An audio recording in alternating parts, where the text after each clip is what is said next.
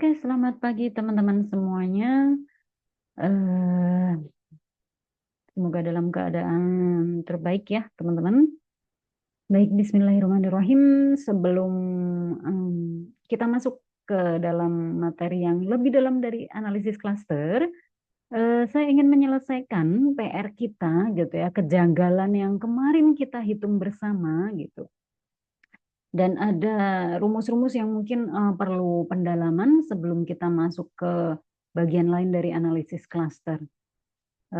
Baik, langsung saja ya. Bismillah. Mungkin perlu saya ingatkan lagi bahwasanya di pertemuan ini kita sudah tidak lagi bekerja dengan pemilihan sampel apa namanya pada level unit elemennya itu apa namanya unit samplingnya itu adalah berupa elemen, tapi yang kita pilih itu sudah berupa klaster, begitu ya. Kemudian hal ini terjadi karena apa? Karena, nah ini perlu teman-teman catat bahwa sulit untuk menyediakan kerangka sampel sampai dengan level elemen. Bayangkan seperti kondisi Indonesia gitu ya. Kalau harus menyediakan kerangka sampel dari Sabang sampai Merauke itu agak susah gitu. Sehingga BPS sendiri sering menggunakan cluster sampling gitu ya. Di mana blok sensus itu dipilih terlebih dahulu, kemudian nanti dari blok sensus terpilih itu bisa dicacah seluruh rumah tangga yang ada di blok sensus, atau opsinya adalah bisa dipilih lagi yang eh, mau diambil sebagai sampel. Jadi sebagaimana yang kemarin sudah saya jelaskan, mau sampling satu tahap atau dua tahap gitu. Nah, di sini kita berfokus pada satu tahap. Baik, teman-teman. Kemarin kita sudah sampai di sini, ada cluster sampling gitu ya. Dan juga yang single stage dan multi stage. Kita masih berfokus pada single stage. Bagian ini sudah saya jelaskan ya kemarin. Yang mungkin perlu teman-teman perhatikan bahwa kita memiliki 3 jenis rataan. Oke, ada rataan per elemen dalam cluster. Gitu ya. Jadi sekali lagi ada 3 jenis rataan. Kita memiliki apa namanya rata-rata per elemen. Nah, ini yang perlu digarisbawahi dalam klaster. Kalau prosesnya seperti ini, berarti kalian bayangin aja, oh ini mirip kasusnya seperti rata-rata nilai MPS di kelas 1 ST1. Nah, katakan begitu. Oke, ini notasinya apa? Notasinya adalah, jadi misalnya ini klasternya adalah berupa kelas gitu ya teman-teman. Berarti notasinya ini adalah Y bar I gitu. Berarti ini adalah Y bar dari 1 ST1 gitu. Kemudian yang kedua, kita punya yang namanya rata-rata umum tapi per klaster. Oke, kalau rata-rata umum per klaster itu artinya adalah rata-rata nilai MPS per kelas. Oke, nah kalau ini itu adalah sigma YIJ, nanti boleh dituliskan tambahkan lagi sigma I sampai J, pernya adalah per M. Tapi kalau ini dinotasikan dengan Y barnya hanya 1, ini adalah sigma YI. Nah, sigma YI itu juga sama dengan sigma YIJ ya. Sigma-sigma kalau double. Per klaster. Karena per klaster berarti kita, atau misalkan ada banyaknya kelas di prodi D4 gitu ya. Kan berarti ada 4 kelas tuh, ST1 sampai ST4. Nah, berarti ini per N, banyaknya klaster. Berarti ini adalah Y bar, di mana itu sama saja dengan nilai, total nilai gitu ya. Total nilai di 1 ST1 sampai ditambah sampai dengan total nilai mahasiswa yang ada di 1 ST4 itu dibagi dengan 4 karena ada 4 kelas di prodi D4ST. Nah, kemudian yang ketiga kita punya yang namanya rata-rata umum per klaster, tapi juga per elemen gitu. Berarti ini barnya double, Y bar bar sama dengan sigma YIJ, ini harus ada dua-duanya I dan J per, kalau ini hanya per N, kalau ini hanya per M, berarti ini adalah N kali M gitu. Yang ini sama saja dengan rata-rata nilai MPS setiap mahasiswa dari 4 kelas prodi D4ST. Nah, gitu. Berarti Y bar ini sama dengan semua nilai mahasiswa dari 1ST1 sampai dengan 1ST. Ini sampai N ya maksudnya. Nanti silahkan dilengkapi sendiri. YIC per banyaknya mahasiswa. Banyaknya kelas yaitu 4. Kemudian banyaknya mahasiswa per kelas.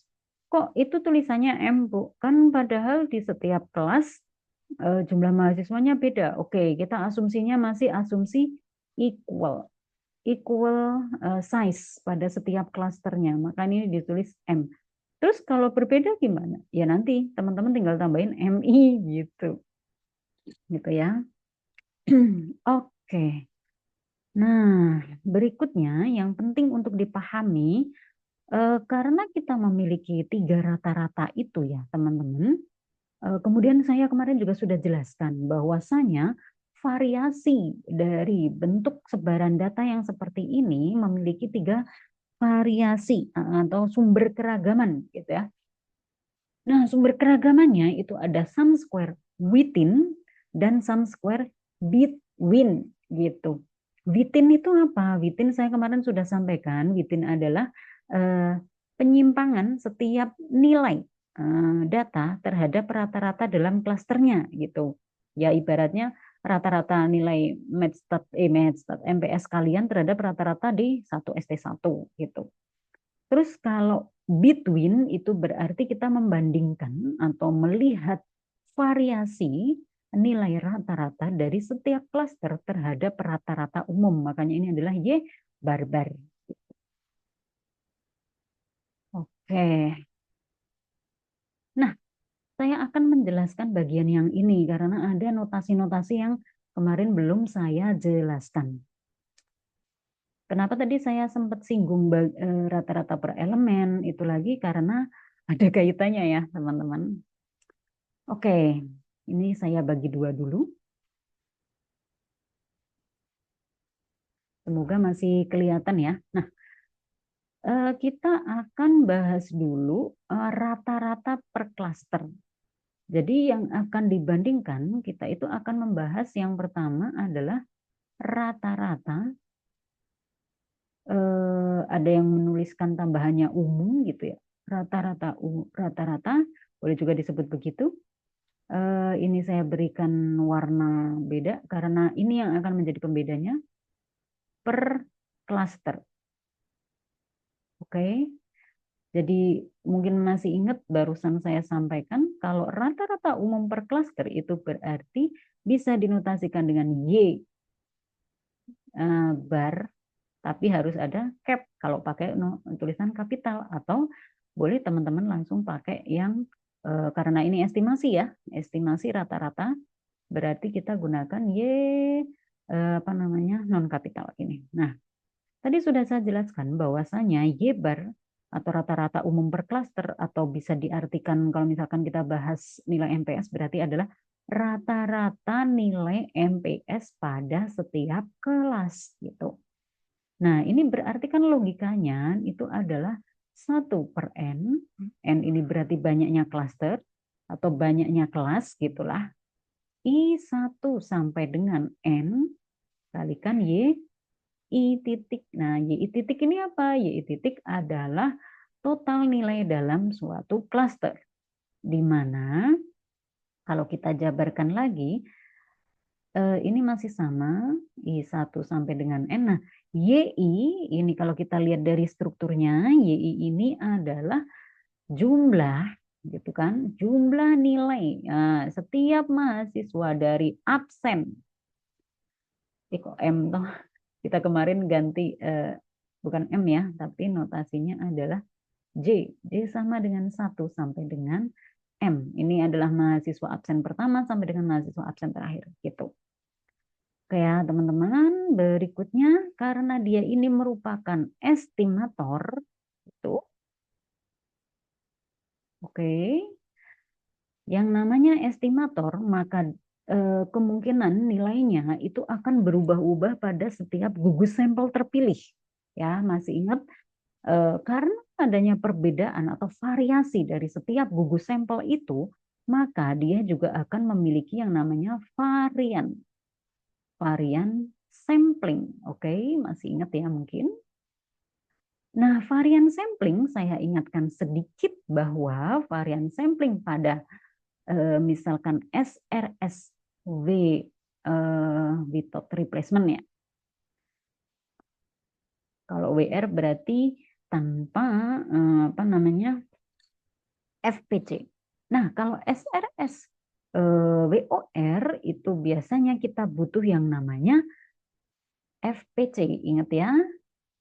Nah, FPC ini adalah bisa kita tuliskan sebagai jadi varian. Ini saya tuliskan bentuk umum ya.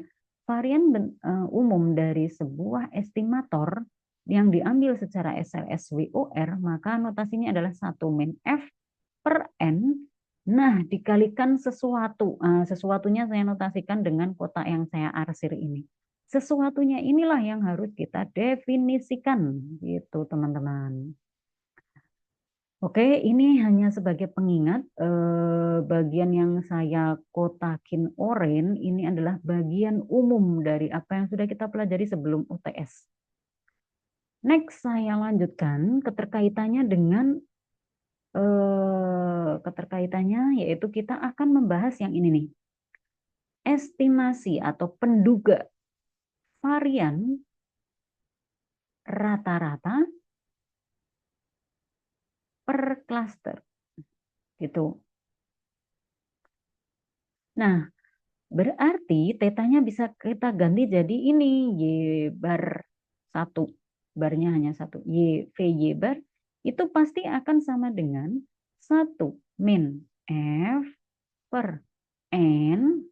Kok beda Bu? Ini N min N per N. Ya ini kan F itu mungkin kalau masih ingat F itu kan sama dengan N non kapital dibagi N gitu ya. Nah, ini saya ingatkan di mana F itu sama dengan N per N. Jadi sama aja saya tuliskan 1 min F per N. Ini N. Lah terus per N-nya dari mana? Nih yang ini nih. Nah, gitu. Tadi saya bilang kotaknya ini harus didefinisikan gitu kan teman-teman. Nah, coba lihat dari rumus Y bar ini. Y bar ini dapatnya dari YI titik gitu kan. Jadi yang kita lihat dari penyimpangannya itu adalah sigma I1 sampai dengan N. Ini yang dijumlahkan, ini yang kita cari penyimpangannya terhadap kok Y bar. YI titik dikurangi Y barnya gitu. Jadi semuanya pasti seperti itu. Apa yang digunakan untuk menghitung itu yang akan dicari sebarannya. Ini masih kurang rapi, sebentar. Kurang rapi. Saya turunin. Ini saya selesaikan dulu N-1 sama dengan 1 min F per N. Oke, begini. Nah, kalau ada yang protes, kok beda dengan yang di sini, baik. Nanti aja dulu ya. Apa namanya? Kalian sebenarnya pasti sudah tahu lah bahwa F ini akan sama dengan ini. Nanti silahkan diuraikan sendiri. Nah, yang perlu teman-teman catat adalah yang saya highlight dengan warna biru ini. Ini ada istilahnya atau kita bisa notasikan dengan sesuatu gitu ya teman-teman. Bagian yang berwarna biru ini seluruhnya sigma I 1 sampai N, Y I titik min Y bar per N min 1. Nah, kalau ada yang bertanya, kenapa N min 1? Jawabannya seperti yang saya jelaskan di degree of freedom kemarin. Gitu. Untuk menduga Y bar, itu biasanya akan ada satu, kebebasan yang hilang dalam menduganya. Gitu.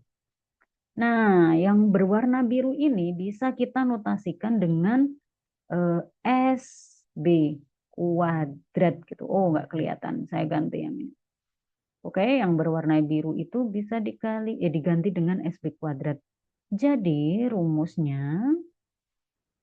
rumus estimasi varian rata-rata per klaster itu adalah 1 min F per N dikalikan SB, atau boleh juga ditulis 1 min F ini dikalikan SB kuadrat, S-nya S non kapital ya, per N. Nah, SB-nya apa? SB-nya ini.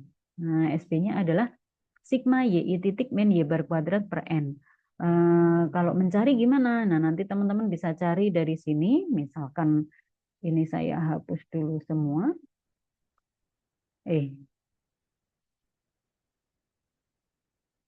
Jadi gimana kalau mau mencari tadi varian ini ya, perkiraan rata-rata banyaknya koran yang diberi di setiap klaster. Jadi kita mau nyari varian yang ini nih gitu. Berarti kita cari dulu penyimpangannya. Tadi kan rumusnya adalah YI gitu min Y bar. Nah, Y barnya kan yang ini. Jangan lupa untuk dikunci. Inilah yang disebut dengan SB. Tapi harus dibagi N-1 dulu. Oke, jadi tadi rumusnya saya ingatkan lagi, mana SB itu adalah sigma Y titik min Y bar dikuadratkan dibagi N-1. Tadi udah saya kuadratkan belum? Kalau belum, jangan lupa dikuadratkan dulu. Oke, nah begini ya kan, karena variasi tidak mungkin negatif. Tadi kan negatif ya, berarti kita bisa peroleh nilai SB, ini S-nya non kapital kuadrat itu akan sama dengan sum dari selisih ini dibagi dengan N-1. Sekali lagi kenapa N-1? Karena kita menghitungnya per klaster. Klasternya ada 4, maka 4-1. Inilah derajat bebas yang saya kemarin sudah jelaskan. Jadi ini adalah varian dari rata-rata banyaknya koran yang dibeli pada setiap klaster gitu. Oke ya, tolong dipahami bagian yang ini. Jadi kemarin belum sempat saya detailkan ini SB kuadrat apa, karena notasi-notasi berikutnya banyak SB kuadrat. Oke, di sampingnya saya akan berikan penjelasan berikutnya ya teman-teman. Kita punya estimasi rata-rata per elemen. Tadi kalau kita ikuti dari yang slide sebelumnya. Nah, rata-rata umum per klaster per elemen itu bisa juga disebut dengan rata-rata. Ini ada orang yang nyebutnya rata-rata per elemen gitu ya. Makanya ini saya kasih tanda kurung. Nanti kalau kalian bingung, boleh dimunculkan lagi bantuannya dalam tanda kurung ini. Tapi kalau di slide ini, dia hanya menulis estimasi rata-rata per elemen gitu ya teman-teman. Jadi, oh ya, ini silahkan ditambahkan semuanya estimasi. Estimasi, saya lupa nulisnya gitu ya. Oke, ini saya bagi 2. Nanti akan muncul suatu, ini juga saya ganti. Estimasi rata-rata per klaster. Ada yang menyebutkan rata-rata umum. Nah, kalau yang di sini kita akan melakukan estimasi. Rata-rata. Lah, Bu, tadi kan udah ditulis. Iya, tapi di sini mau kita kaitkan dengan variannya. Estimasi rata-rata per klaster per elemen. Ini sekali lagi yang saya kasih tanda kurung itu hanya untuk bantuan supaya kalian memahami gitu ya. Nanti kalau pokoknya kalau estimasi per elemen berarti itu harusnya dibagi dengan banyaknya elemen. Elemennya banyaknya berapa ya? N kali M gitu. Nah, estimasi rata-rata per klaster per elemen itu bisa dinotasikan dengan Y bar bar. Kalau nulisnya pakai kapital berarti di sini harus ada topi. Tapi kalau teman-teman menuliskannya dengan huruf non kapital berarti cukup seperti ini. Itu. Nah, tadi sudah kita tuliskan bersama yaitu N dikalikan M. Nah, yang saya tanda kurungi ini direpresentasikan oleh N kali M. Jadi N kali M itu adalah banyaknya banyaknya elemen yang diteliti. Ini tinggal dikalikan dengan sigma I sama dengan 1 sampai dengan N, sigma J sama dengan 1 sampai dengan M, J, I, J, gitu. Oke, sama dengan yang ada di sini. Ini ya. Sekali lagi karena dia ini merupakan estimator, otomatis dia juga punya varian sampling. Nah, ini jangan lupa saya tidak perlu menuliskan ulang lagi ya di sini. Tentunya yang harus kita cari adalah si hitam kuadrat ini apa gitu ya teman-teman. Jadi gini, varian dari yang akan kita cari Y bar bar itu adalah sama dengan apa ya? Nah, kalau kalian bingung, coba kaitkan rumus ini dengan rumus sebelumnya gitu. Sebelum saya tulis, saya hapus lagi yang ini. Kita coba cari persamaannya ya, teman-teman. Oke, kalau kita lihat Y bar bar ini, dan tulisnya di mana ya? Cukup gak ya nanti? Mungkin di sebelah sininya sedikit ya. Berarti Y bar bar ini kan sama saja dengan kalau teman-teman perhatikan di sini. Bisa dong kita ubah sedikit gitu ya. Berarti ini adalah 1/N. Oke, ini per N-nya masih sama. M-nya masuk dulu. Berarti sigma I1 sampai dengan N. Kemudian 1/M. Ya, kita pisah nih. 1/NM itu kan sama aja dengan 1/N dikalikan 1/M kan. Gitu. Sigma J sama dengan 1 sampai dengan M, YIJ. Nah, kita tinggal kaitkan lagi bagian yang ini nih apa ya? Mungkin masih ingat teman-teman semuanya.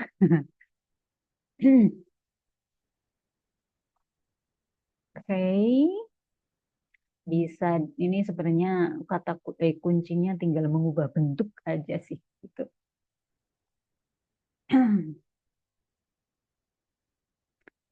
Oke, nah ini akan sama dengan 1/N dikalikan sigma I1 sampai dengan N. Nah, kalau 1/M sigma YIJ itu kan apa sama dengan Y bar I gitu ya. Tuh. Bentar.